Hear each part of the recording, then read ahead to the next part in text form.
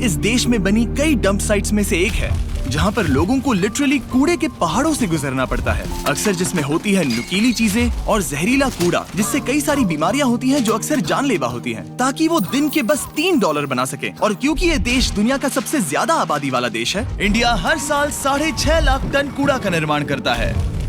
और अमीर और गरीब के बीच की धन असमानता बढ़ने का मतलब है कि लाखों लोगों को सिर्फ सर्वाइव करने के लिए इस कूड़े को अलग करके बेचने पर निर्भर रहना पड़ता है, जो कि इन्हें इस साइकिल में फंसे रहने पर मजबूर कर देता है। ये दिल दहला देने वाला है।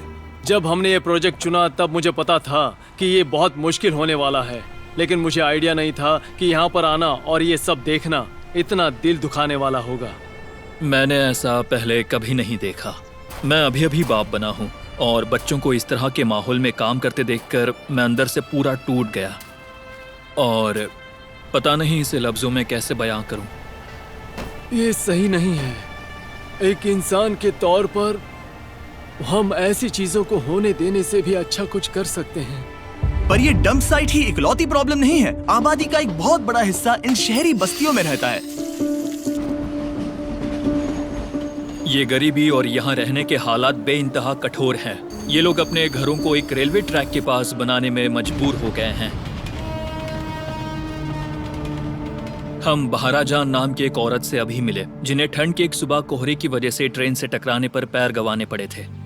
अगर सच कहूँ तो ये हमारा अब तक का सबसे दिल दुखाने वाला वीडियो है जो हमने बनाया है। और भले ही ये प्रॉब्लम सुलझाना लगभग नामुमकिन लग रहा है, यहाँ ऐसी एक ऑर्गेनाइजेशन है जो बदलाव ला रही है। ये है शाफकत। इंडिया जैसे एक देश में गरीब लोगों से इस तरह बर्ताव होता है क्योंकि वो कूड़े का काम करते हैं, तो समाज इसी वजह से उन्हें अलग समझते हैं। शाफकत तिल जला शेड के मैनेजिंग पोस्ट पर है, एक ऐसी ऑर्गेनाइजेशन जिसे उनके पिता आलमगीर ने 36 साल पहले बनाया था, जिन्होंने कई साल इस बस्ती में कूड़ा उठाने का काम किया था।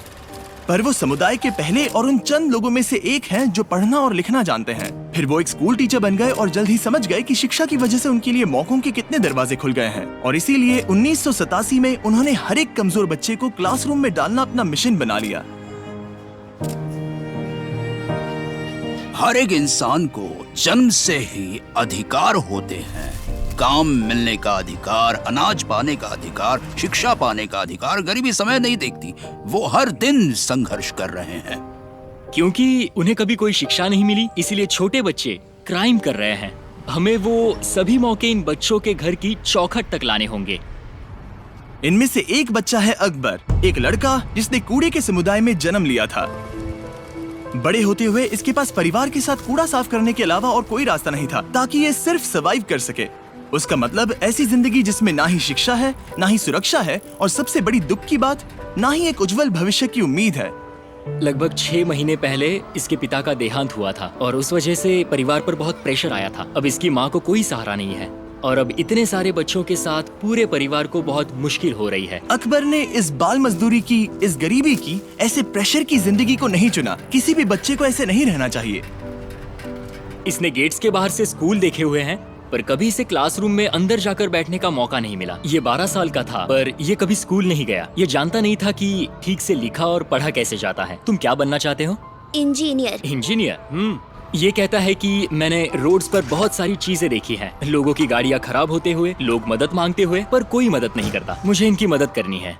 ऐसे हालात होने के बावजूद भी इसने कभी अपने पढ़ाई करने के सपने को नहीं छोड़ा। तो शाफकत ने अकबर को एक मौका दिया और उसका स्कूल में दाखिला करवाया। और सिर्फ 2 साल में ही ये 8वीं कक्षा तक चला गया, ठीक वही जहाँ इसे होना चाहिए। अब उसके लिए मेरी ये उम्मीद और सपने हैं कि अब वो शिक्षा को हासिल कर पाएगा, एक यूनिवर्सिटी में जा पाएगा और एक इंजीनियर भी बन पाएगा, जैसा उसने हमेशा सपना देखा है। ये पक्का करने के लिए कि तुम्हें वो हर एक मौका मिले, हम तुम्हारे परिवार को कुछ पैसे दे रहे हैं ताकि वो खाना खरीद सके, तुम्हें फिक्र करने की जरूरत ना पड़े। अगर तुम वादा करते हो कि तुम दिल लगाकर पढ़ाई करोगे तो मैं तुम्हारे स्कूल जाने का खर्चा उठाऊंगा और मैं तुम्हारी इंजीनियरिंग डिग्री का भी खर्चा उठाऊंगा, ठीक है? प्रॉमिस? प्रॉमिस। डील? डील? ऐसे। पर अकबर सिर्फ एक है उन हजारों बच्चों में से जिन्हें तिल जला शेड ने डंप वेस्ट से बाहर निकालकर उन्हें शिक्षा प्रदान की, सुरक्षित घर दिया और फाइनेंशियली मदद की। और डैरन पहली बार स्कूल के सभी बच्चों से मिलने वाला था। आपको वो अनुभव कराने का मैं इंतजार नहीं कर पा रहा। जब बच्चे उस दरवाजे से दौड़ कर आएंगे, मैं उसे शब्दों में बयान नहीं कर सकता। 200 GB data, लातादार कॉल्स और SMS. The decision is simple. Let's get digital with Zone 4G.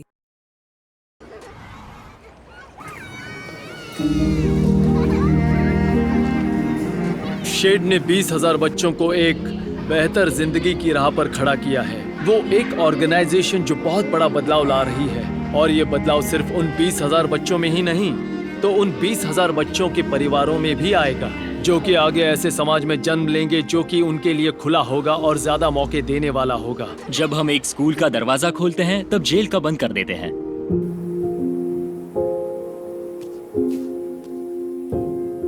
सिर्फ शिक्षा ही आगे जाने का रास्ता है, और शिक्षा ही हमारे समाज को पूरी तरह से बदल सकती है। दिल जला शेड जो शिक्षा प्रदान कर रहा है, उसके भी अलावा वो कई सारी एक्स्ट्रा करिकुलर एक्टिविटीज भी करवाते हैं ताकि बच्चे अपने पैशन की खोज कर सकें। उनके अंदर एक आर्टिस्टिक टैलेंट छुपा हुआ है, इसलिए हम हमेशा उसे खोजने की कोशिश करते रहते हैं। हमने यहाँ स्पोर्ट्स भी इंक्लूड किए हैं। हम ताइक्वांडो क्लासेस भी लेते हैं, कंप्यूटर लर्निंग भी सिखाते हैं, गिटार क्लासेस, पियानो क्लासेस और बहुत कुछ। Thank you so much. फिर बड़े बच्चों ने डैरन को उनके कुछ साइंस एक्सपेरिमेंट्स दिखाए। ओह वाओ, देखो ये तो 3D है। हे, तुमने वो कैसे किया? मुझे बताओगे इसे कैसे बनाया? मतलब ये सब रिसाइकल होने वाला सामान है, वुडबोर्ड है, सब उसी से बनाया गया है। ये एक वाटर डिस्पेंसर है सर, ये देखो।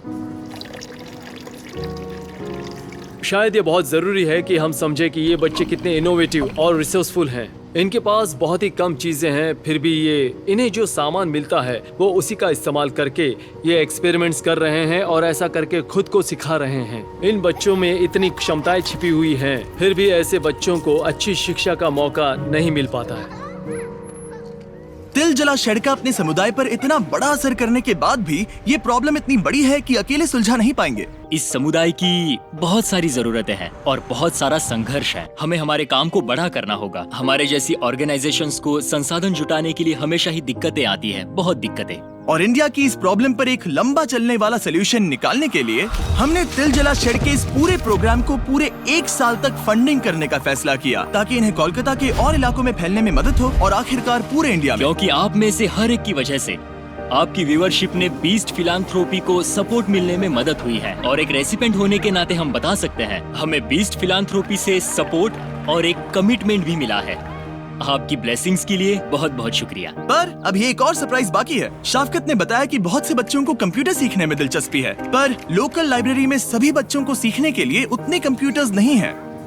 तो हमने उनकी मदद की। हम और भी कुछ करना चाहते थे, तो हमने कुछ कंप्यूटर्स भी खरीदे हैं।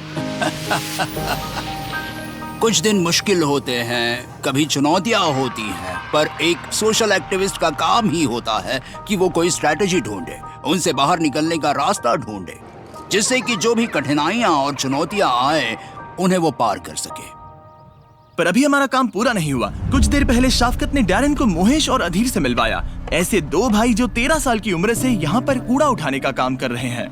वो एकदम सुबह शुरू हो जाते हैं और लगभग 12-13 घंटे काम करते हैं, और उनके बड़े परिवार है। यही काम हम लोग कर रहे हैं। चुनू के बच्चा लोग को सरकारी में पढ़ा रहे हैं और यही सब कर रहे हैं। मोहेश ने डैरन को बताया कि उसे हर रोज कूड़े को घंटों तक उठाना पड़ता है, और वो ये सब इस सपने के साथ करता है कि एक दिन वो अपने बच्चों को स्कूल में भेज पाएगा।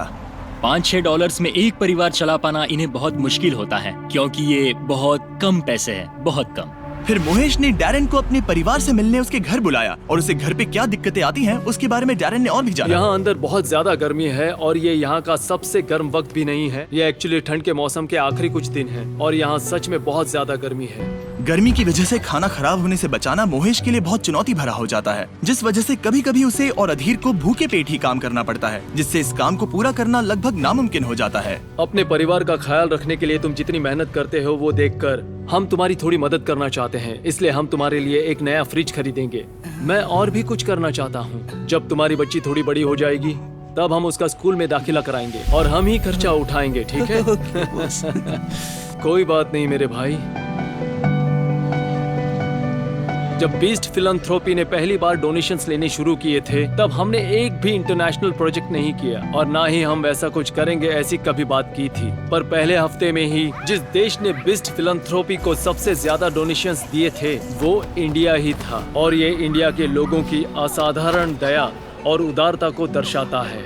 और तब से ही यहाँ पर बिस्ट फिलंथ्रोपी के साथ आना और उतनी ही उदारता दिखाना जितनी यहाँ के लोगों ने हमें दिखाई थी, वो मेरे लिए बहुत जरूरी बन गया था। मैं एक बहुत बड़ा शाउट आउट देना चाहूंगा स्मिथ ब्रदर फैमिली फाउंडेशन को। जब डैरन को पता चला कि बहुत सारे बच्चों को हर रोज खाना नहीं मिलता, तो उसने अपने कुछ दोस्तों के साथ एक बहुत ही जेनरस अमाउंट डोनेट किया, जिसकी मदद से हम 80 परिवारों को 2 साल तक खाना दे सकते हैं। मदद करने के लिए थैंक यू।